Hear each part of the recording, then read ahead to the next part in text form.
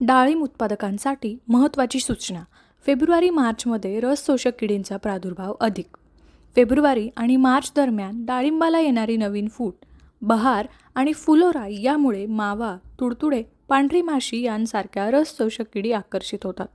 या किडी पानांमधील रस शोषतात, ज्यामुळे पाने आकसतात, फुले गळतात आणि झाडाची वाढही खुंटते.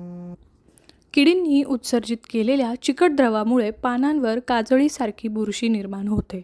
प्रभावी आणि सुरक्षित जैविक नियंत्रणासाठी नवीन फुटीची नियमित पाहणी करावी. जास्त प्रादुर्भाव झालेले शेंडे, डहाळ्या छाटून नष्ट कराव्यात. NK ऑइलचा फवारणीसाठी वापर करावा. सनबायो वर्बॅटिम या जैविक कीटकनाशकाची फवारणी करावी. प्रभावी नियंत्रणासाठी NK ऑइल आणि सनबायो वर्बॅटिम यांची आलटून पालटून फवारणी करावी आणि नत्रयुक्त खतांचा अतिवापर टाळावा. वेळेवर उपाययोजना म्हणजेच निरोगी पीक आणि दर्जेदार उत्पादन.